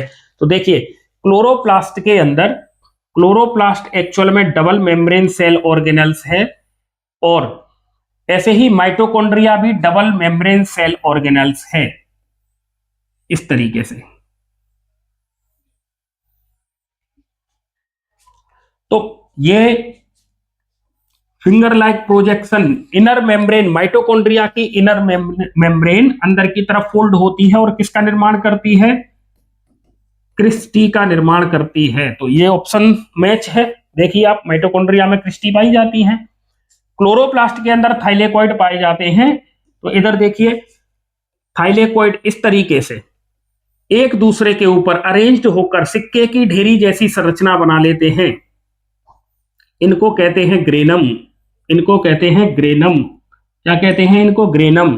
और ये थाइलेकोइड इस तरीके से स्ट्रोमा लेमिली द्वारा आपस में अटैच्ड भी रहते हैं। तो थाइलेकोइड किस में पाए जाते हैं? थाइलेकोइड क्लोरोप्लास्ट में पाए जाते हैं, तो ये ऑप्शन भी सही है। गोल्जी एपरेटस में सिस्टर्नी पाई जाती है, ये ऑप्शन भी सही है। सेंट्रियोल में 9+2 नहीं 9+1 वाला अरेंजमेंट होगा, है ना। तो सेंट्रियोल में 9+2 माइक्रोट्यूब्यूल्स एरे नहीं होती हैं, ये ऑप्शन है इसका गलत। तो इस प्रश्न का राइट आंसर क्या होगा? इसका राइट आंसर होगा ऑप्शन नंबर डी। ठीक है, अगला प्रश्न, the middle lamella is composed mainly, मध्य पटलिका मुख्य रूप से किसकी बनी होती है? कैल्शियम पेक्टेट की बनी होती है मिडिल लेमिला। और फल जब पकते हैं तब मिडिल लेमिला घुल जाती है, इसलिए पके जो फल होते हैं, पके हुए जो फल होते हैं वो कैसे हो जाते हैं? पके हुए फल लूज हो जाते हैं, वो ढीले हो जाते हैं। ठीक है, क्यों? क्योंकि उनके अंदर से मिडिल लेमिला घुल गई है, और मिडिल लेमिला कैल्शियम पेक्टेट की बनी होती है। इसकी बनी होती है कैल्शियम पेक्टेट की बनी होती है। ठीक है, अगला प्रश्न है, विच of the following is correct regarding the nuclear pore? Nuclear pore से संबंधित बात है और हमें यह देखना है इसमें से सही क्या है। देखो, सबसे पहले न्यूक्लियर मेम्ब्रेन ये डबल होती है। न्यूक्लियर मेम्ब्रेन पर जगह जगह पर स्मॉल पोर पाए जाते हैं, इसे न्यूक्लियर पोर कॉम्प्लेक्स कहते हैं, न्यूक्लियर पोर कॉम्प्लेक्स कहते हैं। और न्यूक्लियर पोर कॉम्प्लेक्स से संबंधित स्टेटमेंट पूछा जा रहा है, तो पहला ऑप्शन है, it allow movement of RNA and proteins in the both direction. ठीक है, अगला है, it allow movement of DNA out of the nucleus. अरे डीएनए बाहर थोड़ी जाएगा, इसको तो हटाइए, यह डीएनए को केंद्रक से बाहर जाने की अनुमति देता है? नहीं देता। It is a completely sealed structure, यह पूरी तरह से सील्ड संरचना है, बंद संरचना है, ऐसा थोड़ी होता है भाई। पोर है, छिद्र है, तो वो सील थोड़ी होगा, यहां से तो कुछ पदार्थ बाहर जाएंगे, कुछ अंदर भी आएंगे, इस तरीके की कंडीशन होगी। अगला है, it is present only in animal cell, यह केवल जंतु कोशिकाओं में मौजूद होता है, यह ऑप्शन भी गलत है, क्योंकि केंद्रक जो है वो तो प्लांट सेल में भी मिलता है, प्लांट सेल में भी मिलता है, एनिमल सेल में भी मिलता है, एनिमल सेल में भी मिलता है। वेल डेवलप न्यूक्लियस प्रोकैरियोट में नहीं होता है। ठीक है, और पहला ऑप्शन क्या है? It allow us movement of RNA and proteins in both direction. देखिए, बोथ डायरेक्शन, तो ये ऑप्शन इसका सही होगा।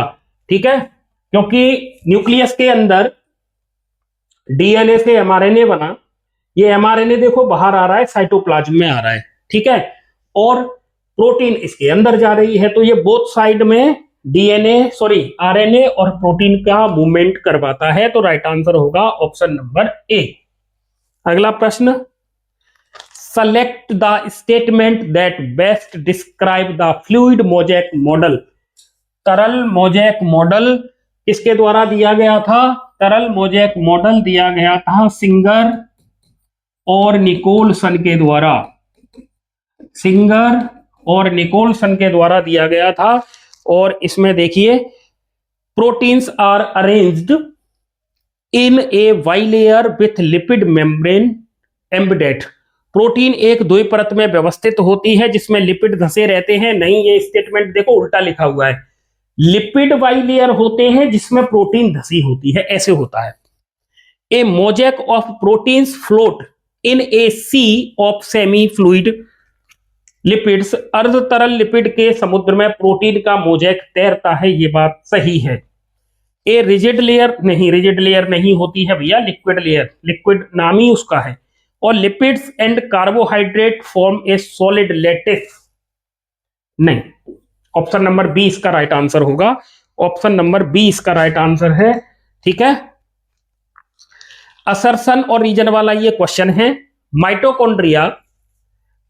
माइटोकॉन्ड्रिया और chloroplast are called semi autonomous organelles, और reason they have the own DNA and ribosome. Ribosome.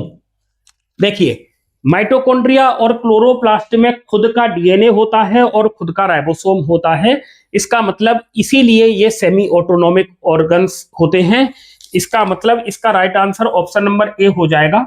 Both A and R correct, A भी सही है और आर भी सही है। On and R is the correct explanation. तो ऑप्शन नंबर ए इसका सही है, ये ऑप्शन इसके गलत होंगे। ठीक है, ऑप्शन नंबर ए सही है। ठीक है, क्योंकि माइटोकॉन्ड्रिया में अपना खुद का डीएनए है, ऐसे ही क्लोरोप्लास्ट में भी होता है, और माइटोकॉन्ड्रिया में भी राइबोसोम पाया जाता है और क्लोरोप्लास्ट में भी राइबोसोम पाया जाता है। इसीलिए हम इन दोनों सेल ऑर्गेनल्स को क्या कहते हैं? सेमी ऑटोनॉमिक सेल ऑर्गेनल्स कहते हैं। अगला प्रश्न है, what connects the cytoplasm of neighbouring plant cell? पड़ोसी पादप कोशिकाओं के कोशिका द्रव्य को कौन जोड़ता है? जैसे एक कोई प्लांट सेल ये है और ये दूसरी प्लांट सेल है, दोनों प्लांट सेल के बीच का ये जो कनेक्शन है, इस कनेक्शन को प्लाज्मोडेस्मेटा कहते हैं। क्या कहते हैं? प्लाज्मोडेस्मेटा कहते हैं। तो सेल, जैसे ये 1 और ये हो गई सेल 2, दोनों सेल के बीच का ये कनेक्शन प्लाज्मोडेस्मेटा कहलाता है। तो इसका राइट आंसर होगा प्लाज्मोडेस्मेटा। ठीक है, ऑप्शन नंबर बी। अगला प्रश्न, in which type of chromosome is the short arm called p and the long arm called Q?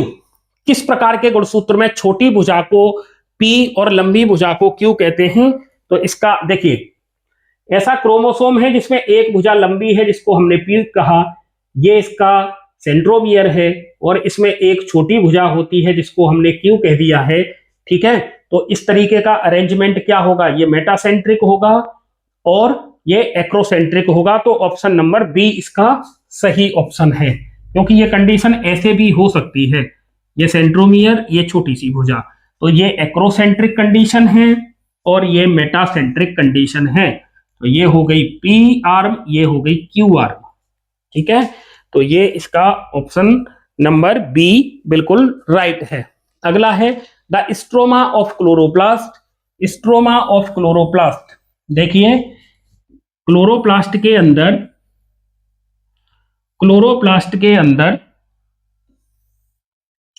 दो क्षेत्र होते हैं। एक होता है ग्रेना वाला पार्ट, तो मैंने इधर थाइलेकोइड की ढेरी बना दी है, तो ये हो जाएगा ग्रेना वाला पार्ट, और ये आपस में स्ट्रोमा लैमेली से जुड़े रहते हैं। इसके अलावा इसके अंदर जो बाकी का पार्ट है, इसको हम क्या कहते हैं? इसको हम स्ट्रोमा कहते हैं। तो ये हो गया स्ट्रोमा और ये हो गए ग्रेना। ग्रेना के अंदर होती है लाइट रिएक्शन, और स्ट्रोमा के अंदर होती है डार्क रिएक्शन। ठीक है, लेकिन हमसे यहाँ क्या पूछा जा रहा है वो हम देख लेते हैं। हरित लवक के स्ट्रोमा में किसके संश्लेषण के लिए आवश्यक एंजाइम होते हैं? तो स्ट्रोमा में क्या हो रही है? डार्क रिएक्शन हो रही है ना? तो डार्क रिएक्शन से संबंधित यहाँ पर एंजाइम मिलने चाहिए, है ना? और डार्क रिएक्शन हो रही है तो बन क्या रहा है, तो हमें वो आंसर देखना है। एटीपी एंड एनएडीपीएच ये बनते हैं क्या? देखिए, एटीपी और एनएडीपीएच का फॉर्मेशन क्लोरोप्लास्ट के ग्रेना में होता है, मतलब लाइट रिएक्शन में होता है, तो ये ऑप्शन तो नहीं होगा। कार्बोहाइड्रेट्स एंड प्रोटीन्स, ये इसका राइट आंसर होगा। विटामिन और डीएनए ये आंसर नहीं होंगे, तो ऑप्शन नंबर बी इसका सही होगा। आपको क्या याद रखना है? एटीपी और एनएडीपीएच का फॉर्मेशन होता है लाइट रिएक्शन में, और लाइट रिएक्शन होती है क्लोरोप्लास्ट के ग्रेना में। डार्क रिएक्शन होती है क्लोरोप्लास्ट के स्ट्रोमा में, और इसके द्वारा बनता है फिर कार्बोहाइड्रेट और प्रोटीन। तो ऑप्शन नंबर बी इसका होगा सही। विच of the following is a feature of the acrosome derived from Golgi but not a general function of Golgi काय? निम्नलिखित में से कौन एक्रोसोम, गोल्जी काय से जो बनता है वो एक्रोसोम की विशेषता है, लेकिन गोल्जी का सामान्य कार्य नहीं है? Packaging of protein option number A में दिया है, formation of glycolipid option number B में दिया है, helping in a fertilisation by digesting egg membrane, अंडे की झिल्ली को पचाकर निषेचन में मदद करना, और सिक्रेशन। तो देखिए ये ऑप्शन तीनों गलत हैं, ये ऑप्शन इसका आंसर होगा। और एक्रोसोम क्या है, तो आपको याद रखना है, जैसे ये न्यूक्लियस वाला पार्ट है स्पर्म का, तो इस न्यूक्लियस के ऊपर एक कैप नुमा संरचना पाई जाती है, इस कैप नुमा संरचना को एक्रोसोम कहते हैं। इसके चारों तरफ एक पतली मेम्ब्रेन होती है इस तरीके से, ये इसकी नेक, ये इसका मिडिल पीस और ये इसकी टेल। ठीक है, यहां पर दो सेंट्रियोल, ये एक्सिस, और बीच में इसके माइटोकॉन्ड्रिया लगी रहती हैं। तो ये है एक्रोसोम। तो एक्रोसोम का फॉर्मेशन किससे होता है, और ये है इसका डीएनए वाला भाग न्यूक्लियस। एक्रोसोम का फॉर्मेशन किससे होता है, गोल्जी बॉडी से होता है। तो इसका राइट आंसर होगा ये एक्रोसोम है ना, ये एग के लेयर को गला देता है और स्पर्म की एग के अंदर एंट्री करा देता है। ठीक है, तो इसका राइट आंसर होगा ऑप्शन नंबर सी। ठीक है, अगला प्रश्न है, इलियोप्लास्ट किसके भंडारण के लिए विशिष्ट है। तो ये हमने पहले वाले वीडियो में भी चर्चा कर ली है, ऑयल एंड फैट का ये स्टोर करता है। प्रोटीन का स्टोर कौन करता है, आप प्लीज कमेंट करेंगे और प्रोटीन के स्टोरेज वाले भाग को बताएंगे। अगला प्रश्न है, what is the main function of the contractile vacuoles, है ना। संकुचनशील रसधानी का मुख्य कार्य क्या है, कॉन्ट्रैक्टाइल वैक्यूल्स का मुख्य कार्य क्या है, डाइजेशन करना, रिप्रोडक्शन करना। तो डाइजेशन नहीं करती है, रिप्रोडक्शन नहीं करती है, रेस्पिरेशन भी नहीं करती है, ऑस्मो रेगुलेशन करती है ये। ठीक है, एक्सक्रीशन में, परासरण नियंत्रण और उत्सर्जन में ये सहायक होती है संकुचनशील रसधानी। जैसे कि एंटमीबा हिस्टोलिटिका के अंदर कॉन्ट्रैक्टाइल वैक्यूल्स बनती है जो उसे फटने से बचाती है। एक्स्ट्रा जो वाटर आता है उसे स्टोर करने के बाद सेल मेम्ब्रेन के पास जाके बस्ट हो जाती है और पानी को बॉडी से बाहर कर देती है। तो संकुचनशील रिक्तिका जो है वो ऑस्मो रेगुलेशन में और एक्सक्रीशन में हेल्पफुल होती है। तो इसका राइट आंसर होगा ऑप्शन नंबर सी होगा। अगला प्रश्न है, द बैक्टीरियल फ्लैजेलम, किसी जीवाणु की जो कशाविका है, इज कंपोज्ड ऑफ 3 पार्ट्स। ये कितने पार्ट में कंपोज, 3 पार्ट्स में कंपोज्ड है। Which is the longest portion, जीवाणु कशाविका 3 भागों से बनी होती है। सबसे लंबे भाग को अपन क्या कहते हैं, तो सबसे लंबे भाग को अपन क्या कहेंगे, बेसल बॉडी, ये तो आधार में है। हुक ये भी नहीं होता, फिलामेंट ये सबसे लंबा भाग है। पिली बिल्कुल अलग बात है, तो इसको हटाइए। इसका राइट आंसर होगा ऑप्शन नंबर सी। अगले प्रश्न की चर्चा करें, विच of the following is correct about the plasma membrane, है ना। Plasma membrane structure of humans, मनुष्यों की प्लाज्मा झिल्ली संरचना के बारे में निम्नलिखित में से कौन सा सही है। ठीक है, 52%, 52% तो प्रोटीन होती है और 40% इसमें लिपिड होता है। ऑप्शन नंबर सी इसका राइट आंसर होगा। अगला प्रश्न की चर्चा कर लेते हैं, which organelles are considered part of the endomembrane system because their functions are coordinate, किन अंगकों को अंतःझिल्लिका तंत्र का हिस्सा माना जाता है क्योंकि उनके कार्य समन्वित होते हैं। तो मैंने आपको अभी बताया था, एंडोमेम्ब्रेन सिस्टम का हिस्सा होते हैं GERLV। क्या ये इसमें मिल रहे हैं, जी का मतलब है गोल्जी बॉडी। तो देखिए गोल्जी बॉडी यहां भी है, यहां भी है। ठीक है, माइटोकॉन्ड्रिया है यहां पर न्यूक्लियस है, इनको हटाइए। और इधर माइटोकॉन्ड्रिया आ गया है, इसको भी हटाइए। देखो एक ही बचा, endoplasmic reticulum, Golgi body, lysosome, vacuoles. ये इसका राइट आंसर होगा, ऑप्शन नंबर बी होगा। क्योंकि माइटोकॉन्ड्रिया, न्यूक्लियस, माइटोकॉन्ड्रिया, क्लोरोप्लास्ट ये एंडोमेम्ब्रेन सिस्टम का भाग नहीं है। एंडोमेम्ब्रेन सिस्टम में आते हैं गोल्जी, जी का मतलब है गोल्जी बॉडी, ER का मतलब है एंडोप्लाज्मिक रेटिकुलम, L का मतलब है लाइसोसोम, V का मतलब है वैक्यूल्स। तो ये किसका भाग है, एंडोमेम्ब्रेन सिस्टम का भाग है, इसे हम GERLV सिस्टम के नाम से भी जानते हैं। अगला प्रश्न है, ribosome are found in, ribosome किस में पाए जाते हैं।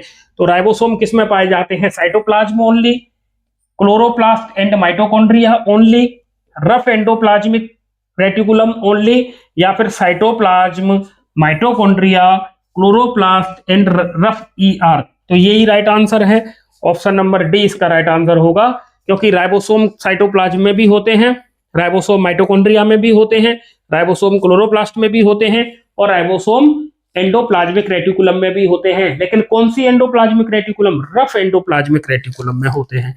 तो इसका राइट आंसर होगा option number D. The perinuclear space, perinuclear space, देखो न्यूक्लियर मतलब न्यूक्लियस, तो न्यूक्लियर मेम्ब्रेन जो डबल होती है इस तरीके से, तो इन दोनों के बीच का जो गैप है इसको कहते हैं पेरीन्यूक्लियर स्पेस। इसको क्या कहते हैं? Perinuclear space.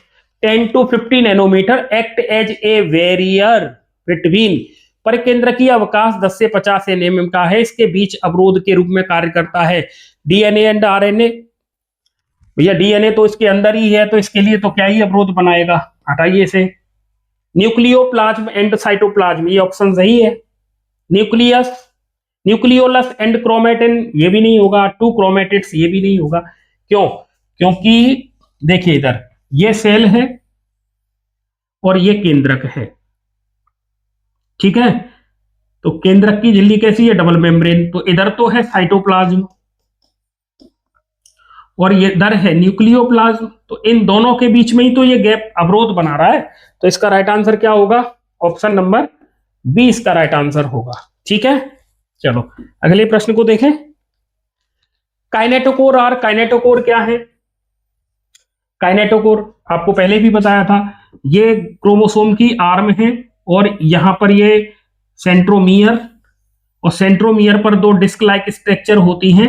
एक्चुअल में होता क्या है, इनसे कौन निकलते हैं, कौन जुड़ते हैं आकर, इनसे कौन जुड़ेंगे? जैसे इधर से ये निकला तो ये है स्पिंडल फाइबर, स्पिंडल फाइबर। जैसे मैं ऐसे डायग्राम बना दूं, ये सेंट्रियोल और ये क्रोमोसोम, इस क्रोमोसोम में ये दो डिस्क लाइक स्ट्रक्चर हैं जिनको अपन कह रहे हैं काइनेटोकोर, ठीक है। तो इन काइनेटोकोर से स्पिंडल फाइबर जुड़ते हैं ऐसे। अब ऑप्शन देख लीजिए आप, काइनेटोकोर है site of spindle fibre attached on chromosome, है ना, यही ऑप्शन है। प्राइमरी कॉन्ट्रेक्शन, प्राथमिक संकीर्णन नहीं। द एंड ऑफ क्रोमोसोम, गुणसूत्रों के सिरे को तो टीलोमियर कहते हैं, तो ये भी नहीं होगा ऑप्शन। प्रोटीन सिंथेसिस साइट, अरे ये तो राइबोसोम होता है, तो इसका राइट आंसर होगा ऑप्शन नंबर ए, ठीक है। चलो अगले प्रश्न की चर्चा करते हैं। Which of the following statement regarding the cell wall is false, कोशिका भित्ति के संबंध में निम्नलिखित में से कौन सा कथन गलत है? गलत है, ठीक है। The primary wall diminishes as the cell matures, कोशिका के परिपक्वन होने पर प्राथमिक भित्ति कम हो जाती है, ये बात सही है। The secondary wall is formed on the outer side of cell wall, outer side नहीं होगा भैया, इनर होगा, ये ऑप्शन गलत है। Algae cell wall contains galactans and mannans, सही है। It provide safe and protect from infection, सही है। तो इसका ऑप्शन नंबर बी गलत है, ठीक है। तो इस प्रश्न का आंसर होगा बी, ऑप्शन नंबर बी होगा, ठीक है। आप वीडियो को पॉज कर लें क्योंकि ऑप्शन बड़े हैं और इनसे देखो वन लाइनर भी तो कंप्लीट हो रहा है, एक तरीके का वन लाइनर भी है। परिपक्व होने पर प्राथमिक व्यक्ति कम हो जाती है, एक तरीके का वन लाइनर ही है ये, है ना। तो इस तरीके से आप इनको नोट डाउन कर लें। If you remove the cell wall from a plant cell and place it in a hypotonic solution, hypotonic solution, ठीक है। यदि आप पादप कोशिका से कोशिका भित्ति को हटा दें और फिर हम उसे हाइपोटोनिक सॉल्यूशन में रख दें। देखिए सॉल्यूशन कैसे बनता है, सॉल्यूशन मतलब विलयन, तो विलयन किससे मिलता है, बनेगा विलयन बराबर क्या होगा, विलेय, विलेय प्लस विलायक, विलायक, विलायक में कौन आएगा, जैसे जल। विलेय में कौन आएगा, जैसे शक्कर या नमक।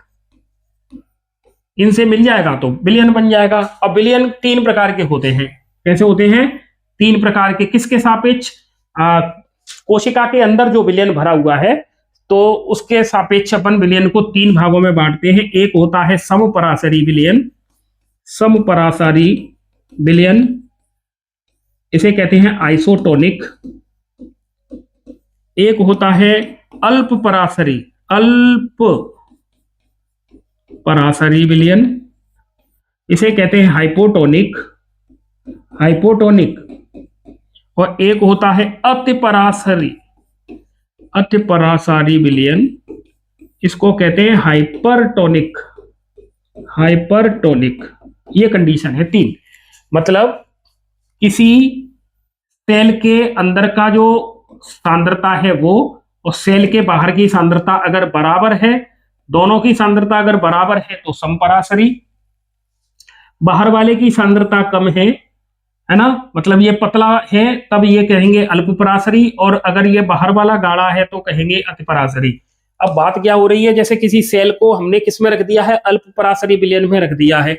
अल्पपराशरी विलयन का मतलब हो गया कि सेल के अंदर तो पानी है कम और बाहर है पानी ज्यादा, बाहर पानी ज्यादा है, तो पानी क्या करेगा, ऑस्मोसिस के जैसे, ऑस्मोसिस में क्या होता है, वाटर के जो मॉलिक्यूल है वो high concentration to low concentration जाते हैं, उच्च सांद्रता से जल के अणु अपनी निम्न सांद्रता की ओर गमन करते हैं, सेमी परमिएबल मेम्ब्रेन्स है, तो ऐसे पानी का मॉलिक्यूल इसमें अंदर जाएगा और ये सेल क्या होगी, फट जाएगी, खरबूजा जैसे फट जाता है उस तरीके से। तो इसका राइट आंसर क्या होगा, सेल क्या होगी, बस्ट हो जाएगी, फट जाएगी, है ना। अगला प्रश्न, chromatophores in cyanobacteria are, cyanobacteria में क्रोमेटोफोर्स क्या है, साइनोबैक्टीरिया, साइनोबैक्टीरिया को अपन और किस नाम से जानते हैं, ब्लू ग्रीन एल्गी, बीजीए के नाम से जानते हैं, जैसे नोस्टोक, नोस्टोक, एनाबीना, ये साइनोबैक्टीरिया के एग्जाम्पल हैं, ठीक है। अब इसमें क्रोमेटोफोर क्या करते हैं, क्रोमेटोफोर देखो नाम से ही पता लग रहा है, क्रोमेटो मतलब रंग वाले पदार्थ, रंग वाले जैसी संरचना है ना, तो ये है कोशिका द्रव्य में झिल्लीदार विस्तार जिनमें वर्णक मतलब रंग होते हैं, है ना। दूसरा है स्पेशलाइज्ड माइटोकॉन्ड्रिया, नहीं स्पेशलाइज्ड माइटोकॉन्ड्रिया नहीं, इनमें तो फिर मीजोसोम होंगे, है ना। रिप्रोडक्टिव स्ट्रक्चर, तो ये भी ऑप्शन नहीं होगा, वायरस इन्फेक्शन बैक्टीरिया, नहीं ये नहीं होगा, ये इसका ऑप्शन नंबर ए सही होगा, ऑप्शन नंबर ए इसका बिल्कुल राइट आंसर है, ठीक है। अगले प्रश्न की चर्चा करते हैं, integral proteins in the plasma membrane, plasma झिल्ली में समाकलित प्रोटीन इंटीग्रल, जो फ्लूइड मोजेक मॉडल दिया गया था, तो फ्लूइड मोजेक मॉडल में जो प्रोटीन है वो 2 प्रकार की थी, प्रोटीन कितने प्रकार की हैं, 2 प्रकार की हैं, एक होती है इंटीग्रल या समाकलित प्रोटीन या आंतरिक प्रोटीन, ठीक है। तो इसके कुछ ऑप्शन हैं, ये lies strictly on the surface, देखिए नाम से पता लग रहा है समाकलित है, उसके अंदर धसी हुई है, तो सरफेस पर तो ये नहीं होंगी, तो ये तो ऑप्शन हो जाएगा गलत।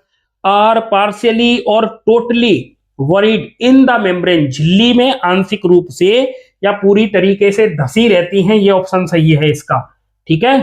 क्योंकि प्रोटीन 2 प्रकार की हैं, एक होती है आंतरिक प्रोटीन जिसको अपन समाकलित प्रोटीन कहते हैं, समाकलित, तो ये जो समाकलित प्रोटीन है ये तो धसी रहती है अंदर, और एक होती है परिधीय प्रोटीन, परिधीय, परिधीय प्रोटीन या इनको बाहरी प्रोटीन कहते हैं, ये बाहर पाई जाती हैं, ये बाहर पर, इन्हें आसानी से हटा लेते हैं बाहरी प्रोटीन को, ये नहीं निकलती बाहर, है ना।